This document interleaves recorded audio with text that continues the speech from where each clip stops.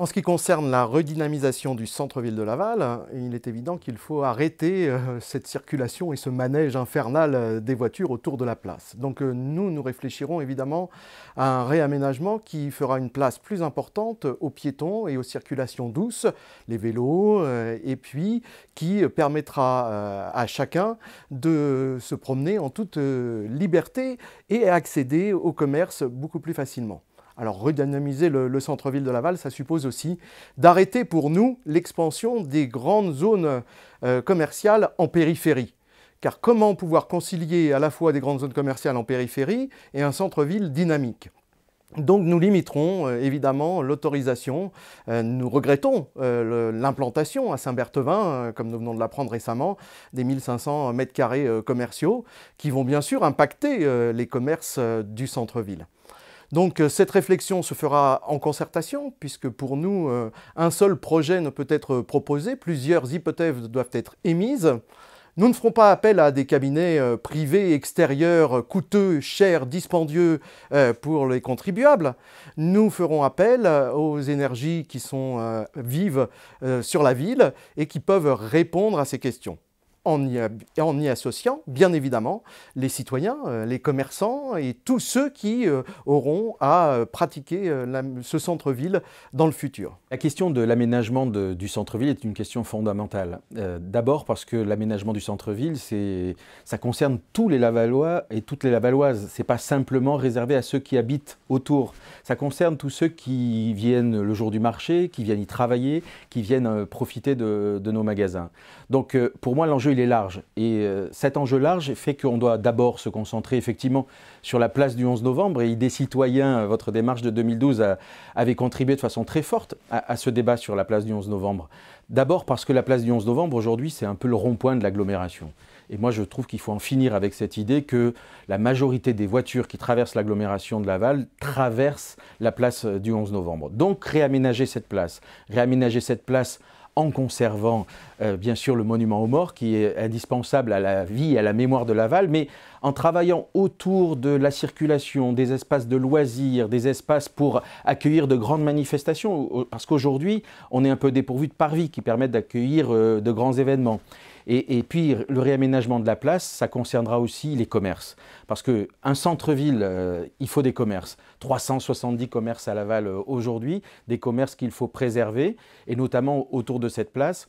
Et autour de la rue du Val-de-Mayenne, vous aviez aussi beaucoup réfléchi sur cette question. Donc pour nous, l'enjeu, c'est de pouvoir construire de nouveaux espaces commerciaux. Donc il y a la possibilité aujourd'hui, sur l'espace Val-de-Mayenne, nous avons déjà réalisé des acquisitions et nous pourrons très prochainement accueillir des marques importantes sur ce site-là pour créer de la circulation. Parce que dans le shopping, ce qui compte, ce sont les circuits. Aujourd'hui, la difficulté de Laval, c'est qu'entre la rue de la Paix et la rue du Général de Gaulle, il n'y a pas assez de circulation, il n'y a pas assez de liens. Et puis, au-delà des commerces, c'est vrai qu'il faut aussi mettre en valeur la rivière. La rivière, c'est notre joyau. La rivière Mayenne, elle traverse notre ville et peu de gens le savent finalement, excepté ceux qui jettent un coup d'œil en passant sur le viaduc du TGV. Donc ça veut dire que c'est un joyau qu'il faut aussi mettre en valeur en retournant vers la rivière, en faisant des emmarchements, en travaillant le regard des Lavallois vers la rivière. Les jets d'eau ont cette vocation aussi, les jets d'eau installés il y a quelques mois maintenant, permettent d'envoyer ce signal un peu en hauteur de la présence de cette rivière, mais ils envoient aussi la fierté qu'on a de la présence de cette rivière sur le centre-ville. Donc, continuer à l'aménager, continuer à rendre les accès à cette rivière simples et conviviaux, et puis faire des événements aussi. Et pour moi, faire des événements, c'est le concours de jardin flottant qui a été évoqué par des citoyens, ça me paraît une bonne nouvelle. Les illuminations qui sont aussi un moment important de notre ville. Moi, j'envisage de proposer dès la semaine prochaine un festival off des illuminations où chaque personne qui aurait envie de proposer des aménagements lumineux pendant nos propres illuminations municipales peuvent le faire. Mais l'enjeu du centre-ville, pour moi, c'est un enjeu qui doit allier attractivité commerciale, loisirs, tourisme. C'est fondamental dans notre projet. Alors, pour dynamiser le centre-ville, la première chose que nous ferions, ou que nous ferons, c'est de créer des places de parking gratuites. Parce qu'on estime que beaucoup de Lavallois se plaignent de ne pas avoir de places de parking gratuites. Ils ont la nostalgie du disque et de la zone bleue. Donc nous créerons dans le centre-ville 4 parkings et qui donneront environ 132 places gratuites vous aurez un parking qui sera situé au Square de Boston, quarantaine de places. Nous allons recréer une vingtaine de places de parking place de la Trémoille, là où elles étaient, tout en interdisant le stationnement le dimanche de manière à pouvoir bénéficier de la magnifique place de la Trémoille. Nous aurons également une vingtaine de places situées là où était l'ancien cinéma, le club, le cinéma de l'USL, qui est, je crois que c'est à côté de la rue Perrin. Et nous aurons également d'autres places de parking qui seront créées non loin d'ici, dans le centre-ville. Donc ça fera en tout 132 places, de manière à ce que les Lavallois puissent se dire qu'il est possible d'aller dans le centre-ville sans pour autant débourser de l'argent. Je pense que ça, c'est une demande que nous avons rencontrée et qui est assez forte. En ce qui concerne le stationnement, le fait de traverser désormais le pont Aristide-Briand dans les deux sens nous convient, comme il nous convient de traverser le pont de l'Europe dans les deux sens. C'était d'ailleurs des plans de circulation qui existaient avant le plan de circulation des socialistes en 1977. Pour le reste, nous considérons que Laval est une ville un peu atypique à partir du moment où nous avons deux centres-villes, le centre-ville historique que vous connaissez bien, puisque je sais que la Jeune Chambre économique a écrit un ouvrage là-dessus notamment, et le centre-ville du 19e siècle qui a été créé dans la foulée de la Grande Traverse, vous savez, cette espèce d'obligation que Napoléon souhaitait, de manière à ce que les soldats puissent aller d'un coin à un autre, c'est-à-dire de n'importe quelle ville de France à Paris. Donc voilà nos deux grandes propositions, maintenir un plan de circulation adapté à un flux qui correspond aux exigences des Lavallois et la création de 4 mini-parkings et de 132 places. Dans une ville comme Laval, le centre-ville est vraiment quelque chose de déterminant. Et pour la liste que je conduis, donc la liste Ensemble Réveillons Laval, c'est un projet prioritaire que de redynamiser, de réimaginer le cœur de la ville. Le cœur de la ville à Laval, c'est évidemment à la croisée entre la rivière la Mayenne et l'axe principal est-ouest, donc la rue de la Paix et la rue du Général de Gaulle. Il y a donc cette fameuse question de l'avenir de la place du 11 novembre. Ce n'est pas nouveau, je suis né à Laval, donc je connais bien Laval, et depuis toujours on s'est interrogé sur l'avenir de cette place. Aujourd'hui, quelle est la situation? Elle n'est pas brillante.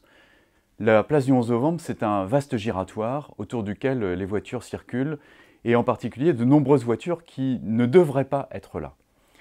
Donc, dans notre projet, il y a l'idée de revoir complètement, non seulement la place du 11 novembre, mais aussi le dispositif de circulation. Car si on ne revoit pas le plan de circulation, on a du mal à réaménager les endroits stratégiques de la ville. Mais pour en venir à la place du 11 novembre, l'idée que je m'en fais, c'est que les Lavallois puissent se réapproprier cette place. Aujourd'hui, elle est accaparée par les voitures qui circulent et par les voitures qui stationnent. Nous devons redonner cette place aux piétons, aux cyclistes aussi, et puis permettre évidemment à des voitures de la traverser. Je crois qu'il faut briser ce giratoire qu'il y a. Donc probablement que ça passe par le fait de supprimer un des côtés de la place pour la circulation. J'imagine que la rue de Strasbourg, par exemple, ne pourrait plus être dévolue à la circulation automobile. Je pense aussi qu'il faut que le commerce se réapproprie la place, donc ça veut dire des trottoirs plus larges, ça veut dire des enseignes commerciales qui viennent autour de la place, pas seulement d'un côté, mais si possible de tous les côtés. Et ça veut dire aussi qu'il faut revoir l'aménagement, les plantations, les arbres sont sans doute à revoir. Je ne dis pas qu'il faut moins d'arbres, mais il faut des arbres différents. Il faut qu'on ait envie de se promener. Et surtout, il faut que cette place devienne le lieu, le carrefour entre la rive gauche et la rive droite, et que cette place soit aussi un lieu où, venant de la rue des Déportés, on soit heureux d'arriver, alors qu'aujourd'hui, on tombe dans un nœud de circulation terrible. Et puis, il y a aussi la question de la sécurité sur cette place, mais nous aurons l'occasion d'y revenir tout à l'heure.